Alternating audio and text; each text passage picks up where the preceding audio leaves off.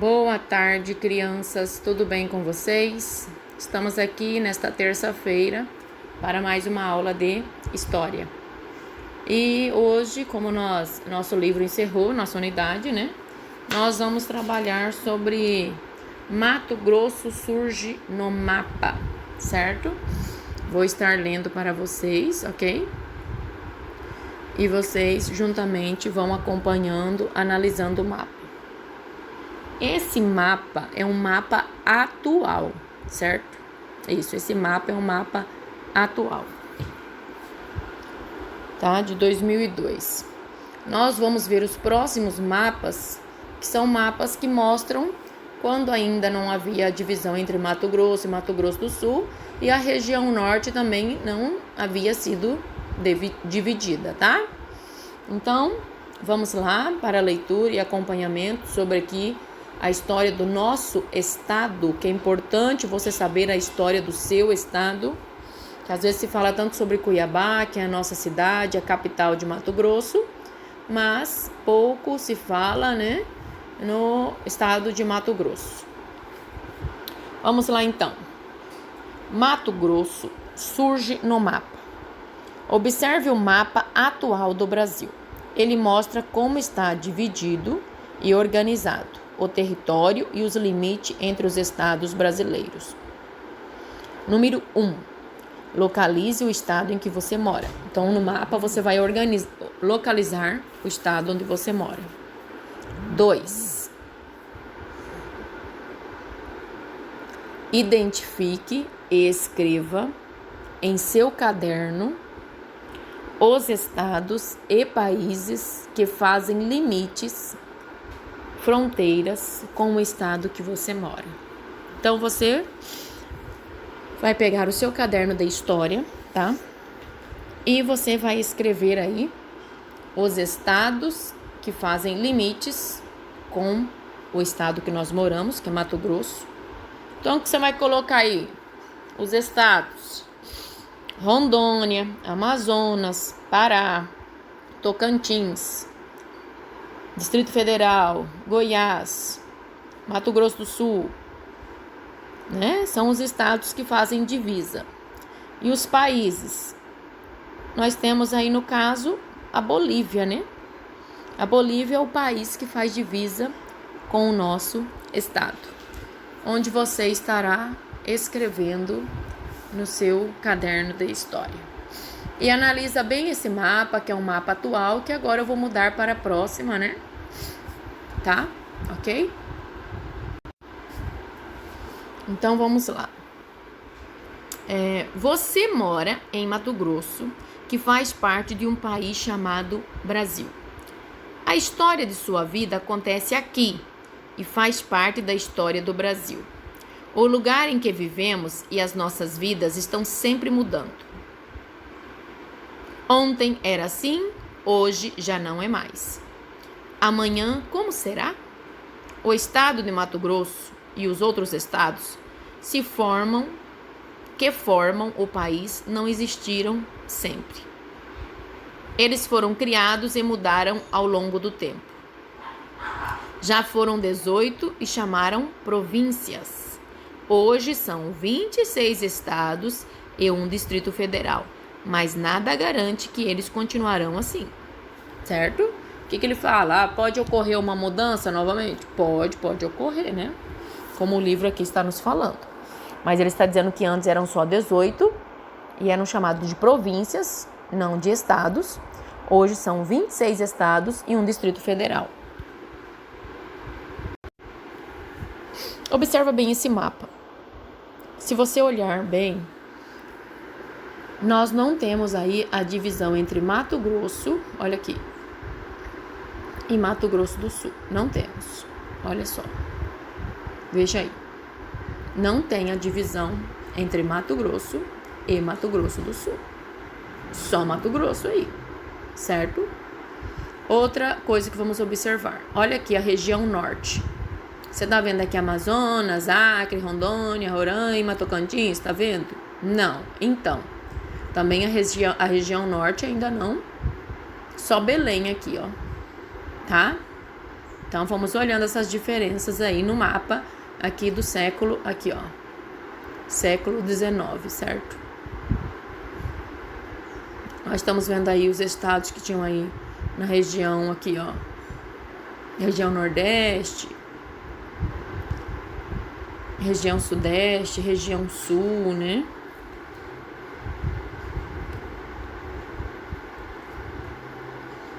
Se você olhar bem aqui na região Sul, ainda não tinha o Paraná também não, viu?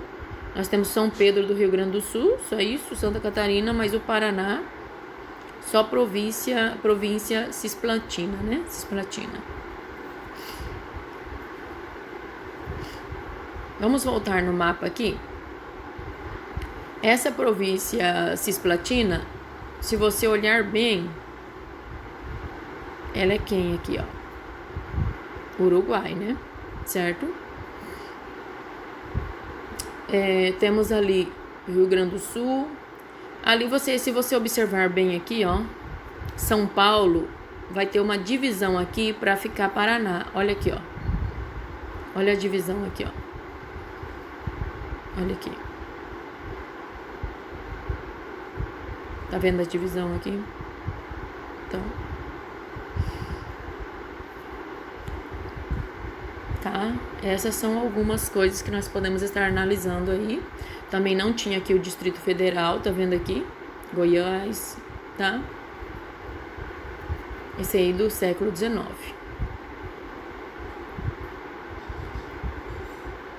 Vamos ver agora o mapa de 1940. Olha só. Se vocês observarem, deste mapa não tinha aqui, ó, a região norte, tá vendo? Só Grão-Pará e Belém, só. Agora olha aqui. Aqui já tem Pará, Amazonas, território do Acre. Mato Grosso ainda continua só ele. Não tem mais, não tem ainda a divisão de Mato Grosso e Mato Grosso do Sul. Aqui São Paulo, certo, crianças? Estão vendo aí já a região de, né? Aqui, ó. São Paulo já estava com a divisão com Paraná, aqui Paraná surgindo aqui, certo? Mas ainda aqui só tínhamos Goiás, ainda não tinha o Distrito Federal, né? Certo? Aqui nós temos umas perguntas aqui, ó. Olha só. Observe as mudanças no tamanho e na divisão do território brasileiro e responda em seu caderno.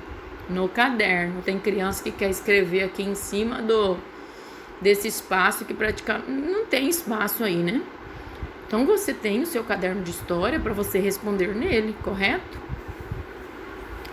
Vamos lá, então. Como estava dividido o Brasil no início do século XIX? Vamos ver aqui. Século XIX. Olha aí. Se nós formos observar ali, até então era dividido o quê? Em províncias, né? Certo? Tá até escrito aqui, ó. O Brasil dividido em províncias no século XIX. Então, você volta aqui, ó. Como estava dividido o Brasil no século XIX? Tá aqui, ó. O Brasil estava dividido em províncias. E eram apenas 18, lembra? 18 estados, 18 províncias. Tá, número 2. O que mudou no território brasileiro nos anos de 1940? Primeira coisa, você viu ali que surgiu o Paraná, né? O estado do Paraná, certo? Porque se nós olharmos aqui, ó, vamos voltar aqui. Não tem, aqui é só São Paulo. Cadê Paraná aqui? Não tem. Então, aqui surgiu o estado do Paraná, né? Fazendo divisa com São Paulo. Surgiram o quê? Alguns estados da região norte, Pará, Amazonas, território do Acre, certo?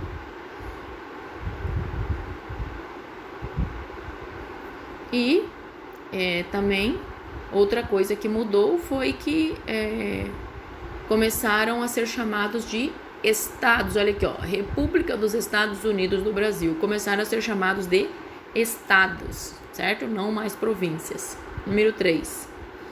Que diferenças você percebe entre o mapa do Brasil e o dos anos de 1940? Entre o mapa atual do Brasil e o dos anos de 1940. Se nós voltarmos aqui o mapa atual, ele está dividido o quê? Aqui, ó, mapa político e administrativo do Brasil. Aqui ele é dividido por regiões, isso mesmo, no mapa atual. É dividido por regiões, nós temos aqui 26 estados e um Distrito Federal. E aqui, de 1940, estava dividido por estado já, mas não tinha 26 estados, certo? Não tínhamos ainda 26 estados. A região norte ainda não tinha sido toda dividida. Nós tínhamos só Mato Grosso, não tinha divisão ainda entre Mato Grosso e Mato Grosso do Sul. Não tínhamos ainda o Distrito Federal no ano de 1940. Então, são essas diferenças, tá? Do mapa atual para o mapa de hoje em dia. E você também pode notar outras diferenças. Eu quero que você também tenha um olhar de olhar o mapa atual, volta nele e olha esse mapa aqui. Eu vou mandar essas imagens. Eu vou mandar essas imagens. Certo, crianças? Então, você vai estar olhando também quais outras diferenças que você vai encontrar. Vamos lá, continuando, né? Certo? Nós temos aqui embaixo, ó, a região onde hoje estão os estados de Mato Grosso do Sul e Rondônia, era habitado por vários grupos indígenas, Guarani, Tupi, Paiaguás, espanhóis, portugueses. Vamos lá. Deixa eu ler novamente aqui os grupos indígenas. Guarani, Tupi, Paiaguá, Guaicuru. Quando essas terras começaram a ser disputadas pelos portugueses e espanhóis, eles entraram em guerra com os índios, que não aceitaram a invasão das suas terras. Isso aconteceu a partir de 1709, quando começaram a chegar as primeiras bandeiras à procura de ouro e pedras preciosas. Em 1718, uma bandeira chefiada por Antônio Pires de Campos, subiu o rio Cuiabá em busca dos índios cochipós, que tinham uma aldeia no lugar em que hoje está a igreja de São Gonçalo, no bairro Cochipó. Só para falar algo a vocês, esses bandeiras que vinham de São Paulo, quanto mais indígenas eles capturassem, mais terras eles teriam. Então, a intenção deles, né, era capturar vários indígenas para que eles pudessem possuir mais terras e assim mais mão de obra escrava também, né? Por isso que eles estavam atrás dos indígenas, certo? Mas eles estavam também à procura de ouro e pedras preciosas também. No ano seguinte, de 1718, outro bandeirante paulista, Pascoal Moreira Cabral, subiu o rio Cochipó-Mirim e descobriu ouro às margens desse rio, em um lugar chamado Forquilha, onde fundaram uma povoação.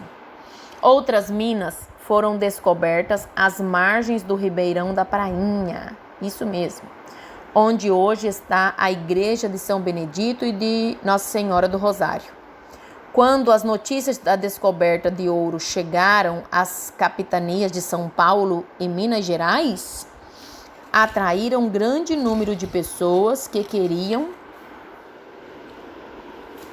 enriquecer rapidamente.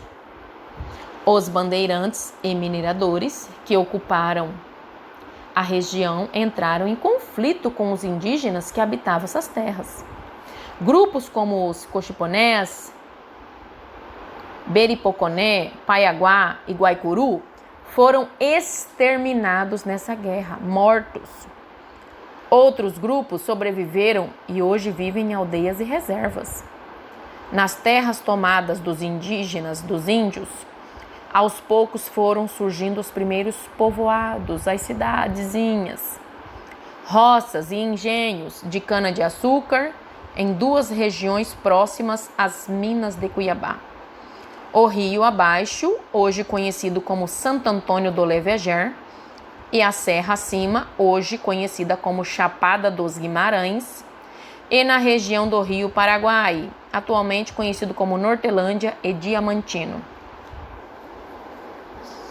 Certo? Na época não tinha esses nomes, mas hoje em dia foram, através da realização dessas buscas, né, desses desbravamentos, foram iniciados ali povoados, onde deram origem a essas cidades. Passados poucos anos, a retirada do ouro nas minas de Cuiabá foi ficando mais difícil. E muitos garimpeiros migraram para outras minas descobertas. No córrego Cocais, atual Nossa Senhora do Livramento, né? E mais adiante no lugar onde habitavam os índios Beripoconé, atual Poconé, no vale do rio Guaporé, território dos índios Nhambiquara, Bororo e Paresi, onde atualmente é Vila Bela e Cáceres. Mais de 200 anos depois do início da ocupação e povoamento da colônia, o Mato Grosso começa a surgir no mapa. Então aí nós vimos toda uma história de como os bandeirantes chegaram aqui, tá? No nosso estado, em Mato Grosso, à procura de indígenas, né? Para captura, para possuírem mais terras e também para terem mão de obra escrava, porque os índios sabiam onde estavam o ouro, né? As pedras preciosas, e eles sabiam também que com os indígenas ali, eles não poderiam ter sucesso na busca deles. Então, vocês viram ali que uma grande parte, né, desses grupos indígenas, né, o Cochiponé, Beripoconé, Paiaguá, Guaicuru, foram exterminados nessa guerra. Sobreviveram poucos que hoje em dia vivem em reservas, em aldeias. Aqui em Mato Grosso nós temos algumas aldeias, certo? E nós vimos também os povoados que surgiram, Santo Antônio do Leveger, Chapada dos Guimarães, Nortelândia, Diamantino, Vila Bela, Cáceres, através desses desbravamentos, desse povoamento, né? Lógico que teve aí um massacre de morte de pessoas, né? Para que esses povoamentos começassem, para que desse início à abertura dessas cidades, né? E essa aí é um pouco, o que eu venho falando para vocês neste momento, é um pouco da história da nossa cidade, nosso estado aqui, Cuiabá. E agora nós vamos olhar aqui, já que nós vimos aí sobre a história do nosso estado, Mato Grosso, né? Hoje em dia já está dividido, como vocês viram no mapa, Mato Grosso e Mato Grosso do Sul. Trabalho e vida hoje. Vamos acompanhar outros momentos da conquista e ocupação de Mato Grosso. Vamos estudar as diversas formas de viver e trabalhar hoje e no passado, que se desenvolveram nas diferentes regiões do estado e suas alterações no tempo. Apesar dos diferentes modos de vida, há coisas que todas as pessoas fazem: dormir, comer, passear, etc. E a maioria das pessoas precisa trabalhar. Olha aí, ó, diversos tipos de trabalho, certo? Uma pessoa tecendo rede, né, em Livramento, outra ali em Cuiabá vendendo uma barraquinha de verduras, outro ali uma condução de gado na Transpantaneira, em Poconé. No córrego Cocais, né, nós temos aí continuação dessas fotos: trabalhador no assentamento em Monte Verde, colheita de soja, sala de cirurgia no Hospital do Câncer em Cuiabá, 2001. Olha aí, nós temos algumas perguntas referentes a essas fotos, né? Observe as fotografias e responda em seu caderno, no seu caderno. Número 1. Quais são as mais parecidas com os modos de trabalhar no lugar em que você vive? No lugar onde você vive aqui, se a resposta é pessoal, tem esses tipos de trabalhos? Número 2. Quais fotografias representam modos de vida e de trabalho diferentes dos que você conhece? Você conhece essa condução de gado no lugar onde você mora? A colheita de soja? O corte de cana? 3. Faça uma lista de trabalhos realizados na área rural e outros que só existem nas cidades. Então, você vai lá no Google e colocar lista de trabalho realizados na zona rural. Vai te aparecer bastante. Você coloca no seu caderno de história. Aí você coloca lá e lista de trabalhos que só existem nas cidades. Só existem nas cidades. Ele vai te aparecer outra lista e você vai registrar no seu caderno de história. 4. Todas as pessoas trabalham da mesma maneira? Sim ou não? Possivelmente não, né? Cada pessoa muitas vezes tem sua profissão, seu modo de trabalho. Um trabalho é mais puxado, exige mais a força braçal, outro exige mais o raciocínio. Quais diferenças você percebe?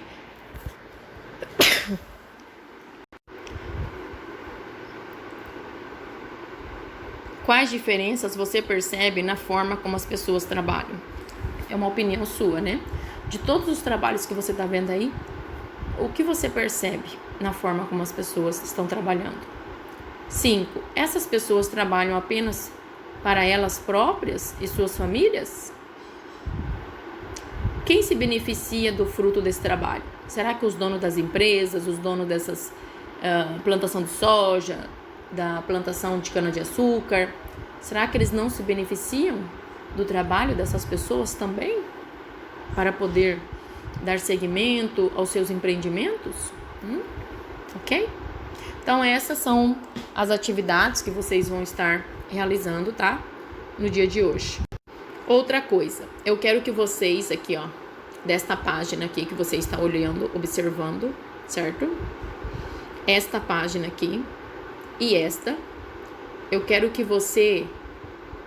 E esta página também, tá? Então, a página começa aqui. Esta página, e depois esta e esta. Que vocês criem aí 6 perguntas com respostas no caderno de história, retiradas dessas páginas. Eu vou mandar todos os prints no grupo de WhatsApp. Um grande abraço, fiquem com Deus e uma ótima terça-feira.